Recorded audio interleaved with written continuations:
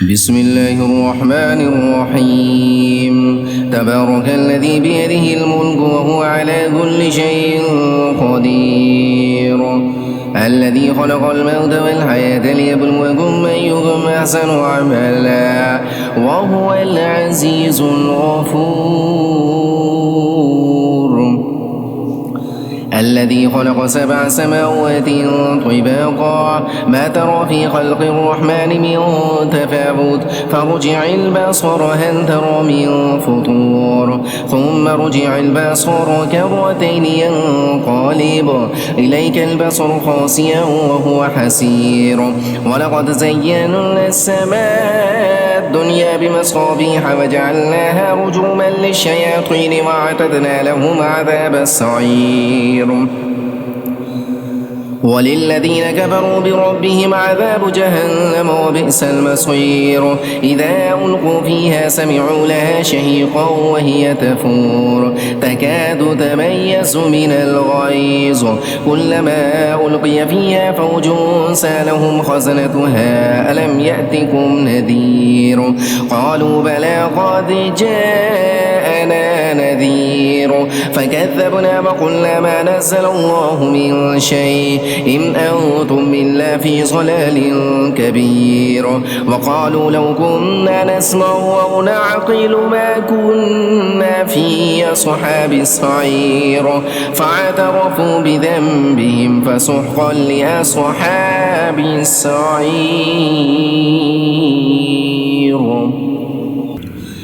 إن الذين يخشون ربهم بالغيب لهم مغفرة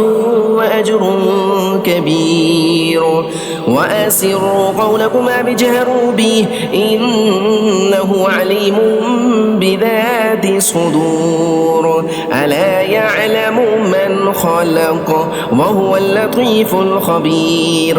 هو الذي جعل لكم الأرض ذلولا فامشوا في مناكبها وكلوا من رزقه وإليه النشور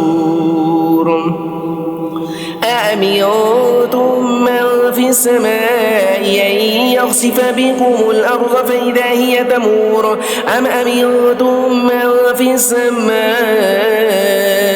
أن يرسل عليكم حاصبا فستعلمون كيف نذير ولقد كذب الذين من قبلهم فكيف كان نكير أولم يروا إلى الطير فوقهم صافات ويقبضن ما يمسكهن إلا الرحمن إنه بكل شيء بصير أمن هذا الذي هو جند لكم ينصركم من دون الرحمن إن الكافرون إلا في غرور أمن هذا الذي يرزقكم من أمسك رزقا بل لجوا في عتب ونفور أفمن يمشي مكبا على وجهه أهدى أمن يمشي سويا على صراط مستقيم قل هو الذي أنشأكم وجعل لكم السمع والأبصار والأفئدة قليلا ما تشكرون قل هو الذي ذرأكم في الأرض وإليه تحشرون ويقولون متى هذا البعث إن كنتم صادقين قل إنما العلم عند الله وإنما أنا نذير مبين فلما رأوا زلفة سيئت وجوه الذين كفروا وقيل هذا الذي كنتم به تدعون قل أرأيتم من هلكني الله ومن معي أو رحمنا فمن يجير الكافرين من عذاب أليم قل هو الرحمن وآمنا به وعليه توكلنا فستعلمون من هو في ضلال مبين قل أرأيتم من أصبح ماؤكم غورا فمن يأتيكم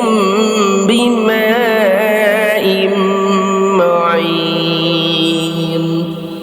آمنت بالله صدق صدق الله مولانا ومولانا العظيم.